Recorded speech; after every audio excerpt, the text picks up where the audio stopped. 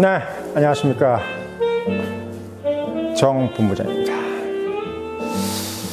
네, 오늘은 여러분들한테 좀 실질적이고 좀 색다른 시각을 한번 말씀을 드릴까 싶습니다. 색다르다기보다는 여러분들께서 좀 인생을 사시는 데 있어서 힌트를 얻을 만한 내용인 것 같아요.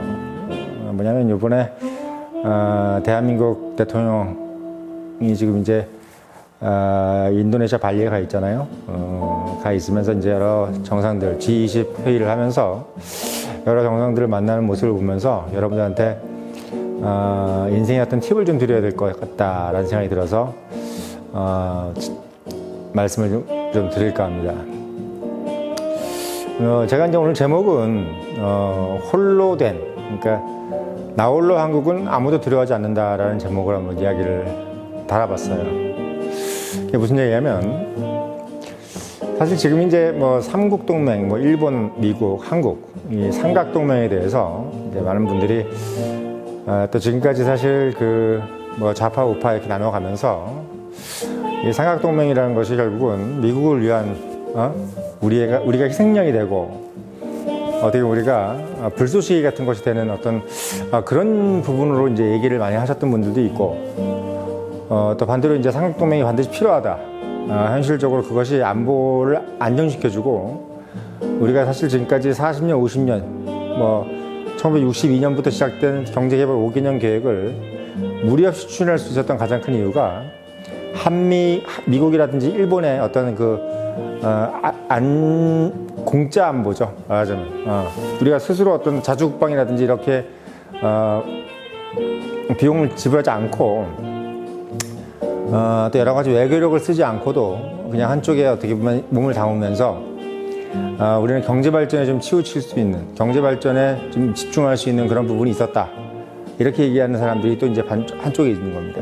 그게 우리가 얘기하는 조선일보라든지 동아일보, 중앙일보 이런 분들이 이제 이런 류의 얘기를 하시는 거고, 그러니까 안보를 우리가 공짜로 프리라이드 하면서 경제 발전에 우리가 상당히 올인했기 때문에 지금 같은 어떤 이런 경제 성장을 누릴 수 있었다라는 것을 얘기하는 것이고, 또 한쪽의 얘기는 뭐냐면 결국은 우리가 이제 자주성을 잃어버리고, 그리고 미국이라든지 일본의 어떤 쪽에 이제 편입됨으로써, 세력에 편입됨으로써 우리가 경제력을 이득봤을지는 몰라도 결국은 남북이 분단되고 남한과 북한이 하나가 돼서 통일 한국이라는 것을 이루기에는 상당히 지금 어려운 상황으로 갈 수밖에 없는, 냉전이 고착화되는 그런 상황으로 갈 수밖에 없는 것을 초래한 것이다.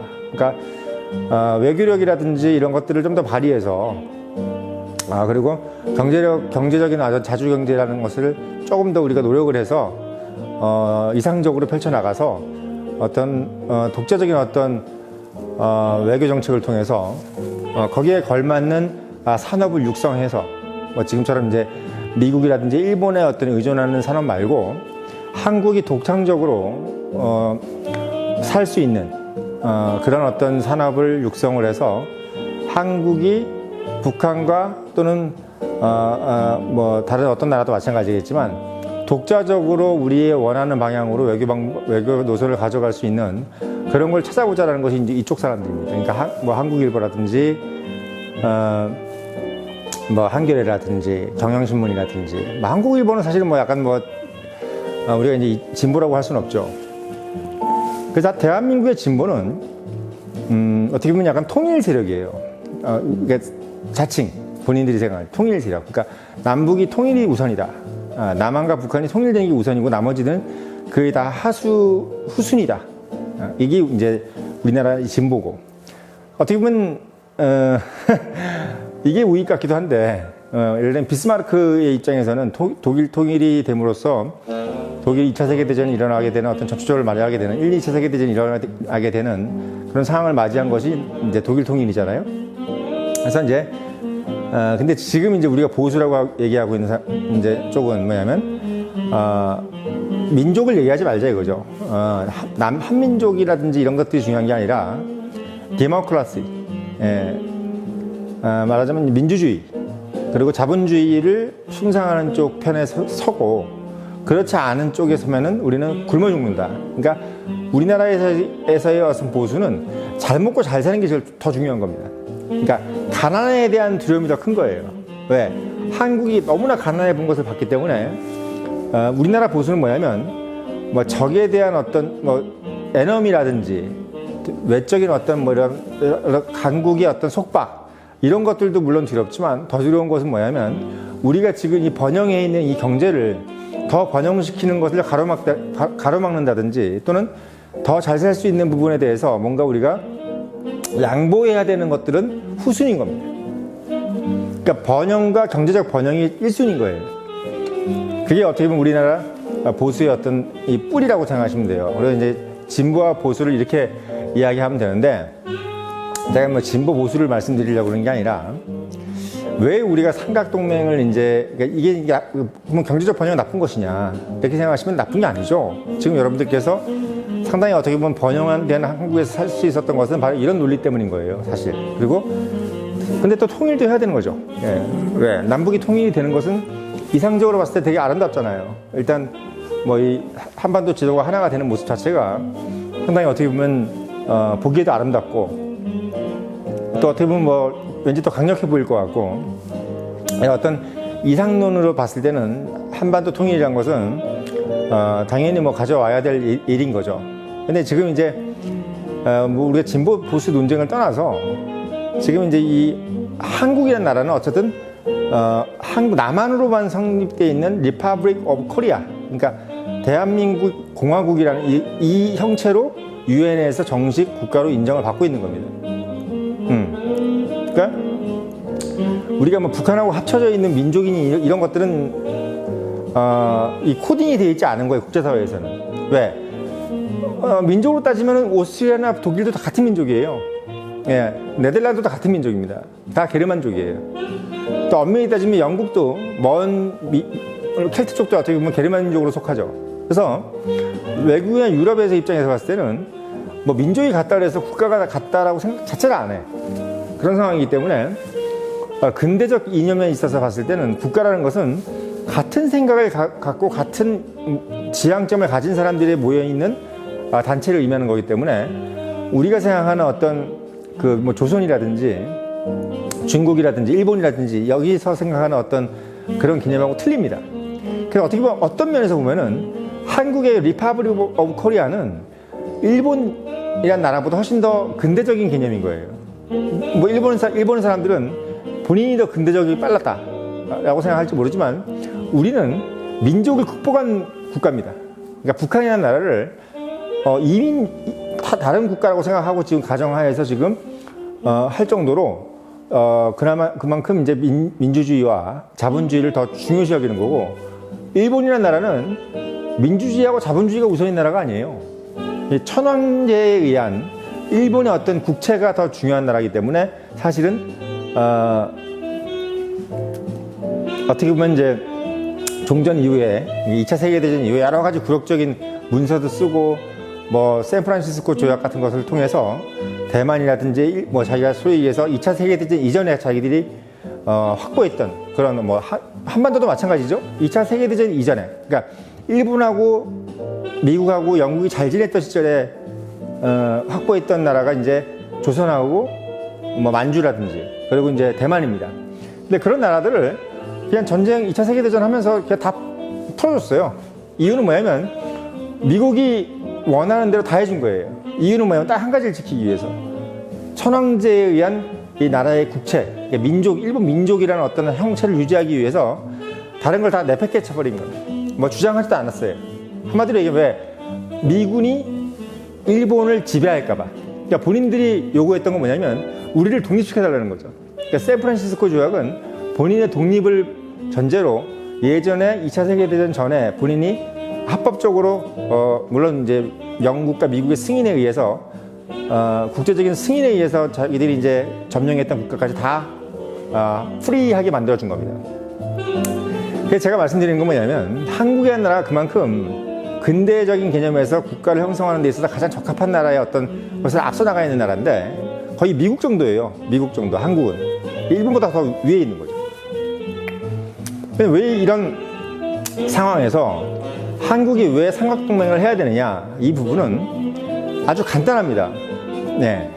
우리가 나 홀로 돼 있을 때 중국이라든지 러시아는 절대 우리를 두려워하지 않아요. 왜? 힘이 약하니까, 객관적으로. 그리고 우리가 기본적으로 미국, 유럽 어느 제국이든 15세기 이후에 또는 뭐 15세기 이전에도 마찬가지지만 어느 국가나 동맹 없이 혼자 나 홀로 성공했고 성장한 나라는 하나도 없었어요. 네, 하나도 없었습니다. 물론 어떻게 보면 영국이라는 나라가 어떻게 보면 유럽의 어떤 국가들과 동맹 없이 본인의 자체적인 어떤 식민지 건설을 통해서 대영 제국을 이룬 경우는 있어요. 예, 그건 있습니다. 근데 그건 영국이 입장에서 봤을 때 이제 그런 거고, 유럽 국가들 입장에서 봤을 때는 영국도 결국은 동맹국이 하나일 뿐이에요. 근데 우리가 이제 너무 이상적으로 가면서 남북이 통일되는 것을 우선적으로 두고 우리가 주체적으로 뭔가 외교를 펼쳐나가서 결국은 미국도 우리가 등거리, 아까 저번에 말씀드렸지만 그냥 객관적인 국가로 똑같은 거리의 어떤 외교적인 친근감으로 가져가고, 미국, 일본도 마찬가지고 러시아도 마찬가지고 중국도 마찬가지다. 이렇게 동등한 어떤 하는 외교적인 객체로 생각하면서 외교를 이끌어가면 어떤 일이 벌어지냐면, 첫째로 뭐냐면 일단은 중국이나 러시아가 우리를 무시해버립니다. 물론 우리 이런 게 있죠. 삼국동맹을 하면 미국이 우리를 무시하지 않느냐. 지금 우리가 너무 구역적인 외교를 함으로써 러시아나 중국하고 우리가 좀 잘 지내니까 미국이 우리한테 아쉬워서 달려들고 일본이 달려드는데, 우리가 지금 요번에 무릎을 꿇으면서 일본 미국 편을 들어버리면 미국이나 일본이 우리한테 막 하지 않겠느냐, 이렇게 얘기를 한단 말이죠. 근데 뭐 일견 그것도 맞아요. 뭐 그럴 수도 있습니다. 근데 중요한 건 이건 있어요. 우리가 4개국, 그러니까 4개 국가한테 모조리 다 약소국으로 취급받고 싶으면 그게 맞습니다. 예, 왜?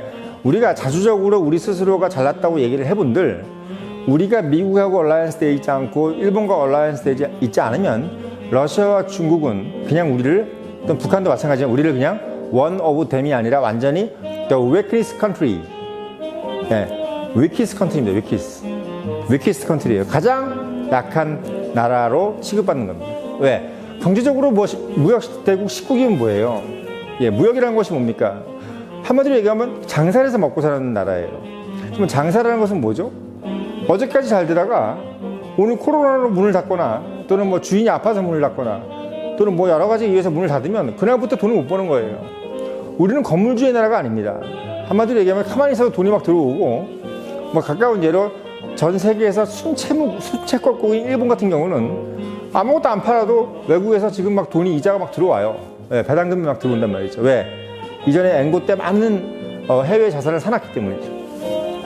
근데 지금 한국 같은 경우는 무역 대국 19이라는 것은 뭐냐면, 우리가 안보적으로 되게 안정돼 있고 무언가 우리가 스테이블한 상황에 있을 때 돈을 번다는 가정하에서 무역 대국이라는 거지, 우리가 예를 들면 불안한 상황이다, 정치가 상당히 불안한 상황이다라고 했을 때는 무역 대국 19가 아니라 100위권으로 떨어지는 나라가 우리나라입니다.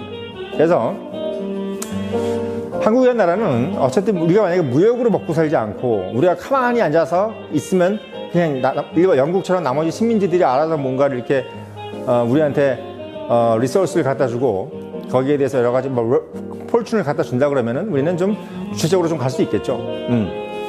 근데 여러분들은 이렇게 생각하셔야 되는데, 미국도 결국은 주체적으로 지금 외교를 하는 나라가 아니에요. 미국이야말로 언제든지 항상 모으는 게 뭡니까? 미국이 2차 세계대전, 1차 세계대전 혼자 싸우는 거 봤습니까? 늘 뭘 모으죠? 얼라이를 모여요. 얼라이. 동맹국을 모은단 말이에요. 동맹국. 연합국을 모아요. 보면 참 신기한 게, 독일이라든지 일본이라든지 이탈리아는 나라는 뭐 소위 얘기해서 뭔지 모르겠는데 자기 혼자 싸우잖아요.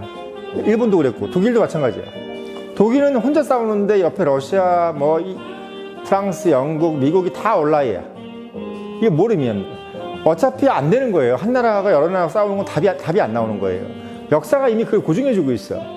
독고다이인 나라, 홀로서기에 성공한 나라들은 대부분 다 여러 나라한테 의해서 협공을 맞게 되고 결국은 파멸을 맞게 돼요.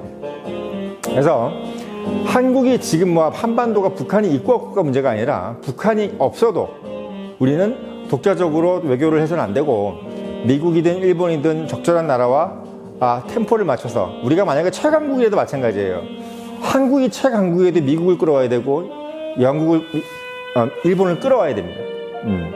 왜? 우리 편을 자꾸 만들어야 돼요. 근데 지금 형식적이라도 뭐든 미국과 일본은 우리 편으로 돼 있습니다. 그러니까 우리가 굳이 막 연원을 따져가지고 뭐 이 사람들이 왜 우리 편일까를 설명할 필요가 없이 미국은 이미 우리랑 같이 전쟁을 해서 우리 편입니다. 우리 편이었던 적이 있었던 거죠. 일본은 미국 때문에 우리 편이 그냥 대인 척으로 옆에 있는 거예요. 뭐 서로 관계도 안 좋지만. 근데 재밌는 건 뭐냐면 한 번도 우리랑 좋은 편이 돼본 적이 없는 나라가 바로 러시아, 소련, 그리고 중국입니다. 중국 때문에 우리는 엄청난 사상자를 냈죠. 예, 압록강까지 갔는데 밀려가지고 우리가 어디까지 내려갔냐면 천안까지 다시 내려갔어요. 그래서 제가 말씀드린 거는 한국이 지금 삼각동맹을 하는 것이 도대체 뭐 나쁘냐 좋으냐, 이게 뭐 북한하고 우리가 이제 같이 리유니언, 재통합을 하는데 방해가 되고 분단을 고착화시키는 것에 더 일조를 하는 것이 아니냐, 미국의 어떤 불쏘시개가 되는 것이 아니냐라고 걱정할 수 있어요. 솔직히 있습니다. 근데 우리가 독단적인 스탠스를 취한다 해도 불안한 건 마찬가지예요. 예, 왜 불안하냐? 중국도 러시아도 우리 편을 들어주지 않습니다. 예, 우리는 잘못하면 중국, 러시아, 일본, 미국 사이에서 그냥 함몰될 수도 있어요. 예, 사개국으로 그냥 찢겨나갈 수도 있습니다. 정말이에요. 찢겨나갈 수 있어요. 미국하고 우리가 만약에 얼라이언스가 돼 있으면 미국의 어떤 소위 얘기해서 뭐랄까요, 호의 아래서 우리가 통일 한국을 이룰 수 있는데, 우리가 만약에 어떤 나라하고도 얼라이가 안 돼 있으면 독일처럼 다 사개국으로 찢겨나가는 겁니다. 네, 그렇게 되는 거예요. 진짜 분열이 돼버린 나라가 될 수가 있는 그런 위험이 있는 겁니다. 왜? 우리보다 주변 강국들이 너무 강하기 때문이죠. 중력이 너무 강해요. 한마디로 우리가 이제 블랙홀이라고 그러지 않습니까? 이 중력이 너무 강한 거야. 예, 너무 강한 겁니다. 그래서 우리가 그들 국가로 빨려 들어갈 만큼 그들의 인력이 너무 센 겁니다. 그렇기 때문에 우리가 이 인력에 의해서 사지가 다 뜯겨나가기 전에 한쪽으로 우리가 얼라이가 돼서, 그리고 우리하고 정체성이 맞는, 그리고 우리가 지향하는 것과 좀 더 일치하고 부합되는 곳에 얼라이가 돼서, 그렇지 않는 국가들을 우리가 소위 얘기해서 무릎 꿇려야 되는 거예요. 우리가 살려면 우리가 중국을 무릎 꿇려야 되고 러시아를 무릎 꿇려야 그들한테 우리가 소위 얘기해서 뭐 점령군처럼 뭘 받아내거나 그들이 어떤 불행은 우리한테는 더 이익이 되는 거죠. 솔직히 북한도 마찬가지로 꿇어앉혀야 되는 거예요. 어떤 나라도 스스로 무너진 나라가 없다고 제가 말씀드렸죠. 조선도 스스로 무너진 게 아닙니다. 일본에 의해서 무너진 거지 스스로 무너진 건 없어요. 북한도 스스로 무너지지 않습니다. 결국은 우리가 무릎을 꿇리든지 미국과 일본의 힘의 인력에 의해서 무릎을 꿇려야지 그 다음 얘기가 바로 통일 한국인 겁니다. 그래서 우리가 전략적인 생각으로 간다면은 당연히 우리가 삼국 동맹을 해서, 특히 일본은 뭐 그렇다 치고 미국과의 동맹을 더욱더 강화를 해서, 그건 어떻게 보면 우리가 뭐 선택의 여지가 없는 거예요. 예, 우리가 러시아랑 한 번도 동맹을 해본 적이 없는데 갑자기 동맹을 한다? 중국과 갑자기 동맹을 해본 적이 없는데 동맹을 한다? 일단 뭐가 그냥 신뢰하기가 없어요. 예, 서로를 믿을 수가 없는 거죠. 그리고 서로를 믿을 수 있는 정부 요직의 요인들이 없는 겁니다. 그래서 여러분들 그런 부분들을 생각을 해서 왜 우리가 지금 한미일 삼각동맹 해가지고 이렇게 불안해 이야기를 많이 하는가. 그리고 한쪽에서는 왜 뭐 전 정권에서는 이게 뭐 큰일 날 일인 것처럼 이렇게 얘기를 한단 말이죠. 예, 그리고 또 반대쪽에서는 또 잘한다 얘기하는데, 이건 잘하고 못하고의 문제라기보다는 여러분들이 꼭 아셔야 될 것이, 한국의 나라가 이전 4개국보다 힘이 없어요. 예, 우리가 독재적인 외교를 하고 싶어도 할 수가 없습니다. 우리가 할 수 있는 방법은 우리보다 힘이 더 센 사람의 호가호위를 해야 돼. 한마디로 얘기하면 여우가 호랑이의 힘을 얻어서 앞에 있는 늑대들을 제압해야 된다는 거예요. 우리가 미국이라든지 일본의 어떤 힘을 뭐 소위 해서 좀 쪽팔린 거죠. 말하자면 뭐 힘이 있었으면 그렇게까지 안 해도 되는데, 근데 그럼에도 불구하고 그게 난 겁니다. 예, 힘 있는 사람 옆에서 우리가 힘이 없는 것을 인정하고 힘 있는 자 옆에서 우리의 실리를 꿰야 돼요. 그래야 우리 세계들이 먹고 잘 사는 거예요. 우리 아버지 어머니들이 이런 거예요. 우리 아버지 어머니들 삼성그룹에서 사장 부회장 하면서 부사장 하면서 잘 먹고 잘 살면 좋은데, 뭐 회장이나 부회장 얘기 듣기 싫어가지고 사표 내고 나와서 치킨집 하고 있으면 자식들이 어떻게 돼요? 예, 강남에 살다가 갑자기 어디 가죠? 지방으로 내려가야 됩니다. 예, 우리는 여기 있는 우리 리더들이나 이런 사람들은 기본적으로 뭐냐면 같은 우리 국민들이 번영할 수 있는 이 국민들이 잘 살 수 있는 것을 먼저 하고 나서 상당히 전략적인 사고를 해야 되는 겁니다.